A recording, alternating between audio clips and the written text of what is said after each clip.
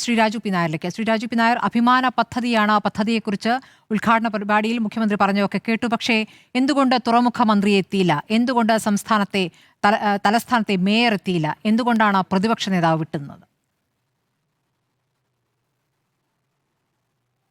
അല്ല, തുറമുഖ മന്ത്രി, കേന്ദ്ര തുറമുഖ മന്ത്രി വരാഞ്ഞത് അദ്ദേഹത്തിന് ഒരു അത്യാവശ്യമായ മറ്റൊരു കാര്യത്തിന് പോകേണ്ടതുകൊണ്ട് വരാൻ പറ്റില്ല. ഞങ്ങൾ മനസ്സിലാക്കുന്ന അദ്ദേഹത്തിന് ഒരു സംഘടനാ ചുമതല എവിടെയും ഉണ്ടായിരുന്നു. അപ്പൊ അതുകൊണ്ട് അതിന്റെ ഭാഗമായിട്ട് അദ്ദേഹത്തിന് പോകേണ്ടി വരുന്നതുകൊണ്ട് മുഖ്യമന്ത്രി ഔദ്യോഗികമായിട്ട് അറിയിച്ചിരിക്കുന്നത് അദ്ദേഹത്തിന്റെ ആ തിരക്ക് കാരണം എത്താൻ സാധിച്ചില്ല.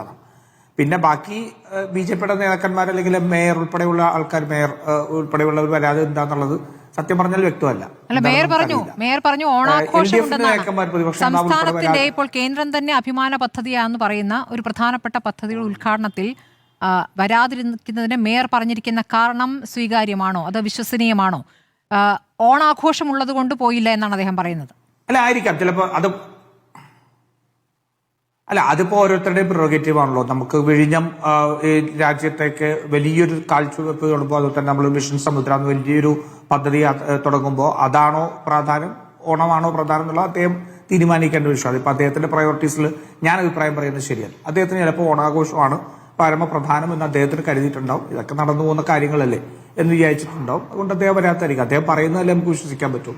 പ്രശ്നം ഇപ്പോ പ്രതിപക്ഷ നേതാവോ LDF എന്തുകൊണ്ടാണ് വരാഞ്ഞത് എന്ന് പോലും പറഞ്ഞിട്ടില്ല. അപ്പോ സത്യത്തിൽ ആ ഒരു രാഷ്ട്രീയം പോലും പറ്റാത്തൊരവസ്ഥയിലേക്ക് LDF പോയിട്ടുണ്ടാവും. കുതിക്കെറിവായിരിക്കാം, പരാജയപ്പെട്ടതിന്റെ ജാള്യതയായിരിക്കാം. അതൊക്കെ കൊണ്ട് അല്ലെങ്കിൽ അവിടെ ചെല്ലുമ്പോൾ വിചാരണ ചെയ്യപ്പെടും. 10 വർഷത്തെ ഒരു എന്താ പറയാ അനാസ്ഥയുണ്ടല്ലോ, അനാസ്ഥയും ഒക്കെ ചിലപ്പോൾ ചോദ്യം ചെയ്യപ്പെടും. അതിന് മറുപടി പറയാൻ കഴിയാത്ത സാഹചര്യം ഉണ്ടാവും. അപ്പൊ അതുകൊണ്ട് വിട്ടു നിൽക്കുന്നതാണ് നല്ലത്. എന്നാ പറയാൻ വേണ്ട എന്നുള്ള വിചാരിച്ചിട്ടുണ്ട്.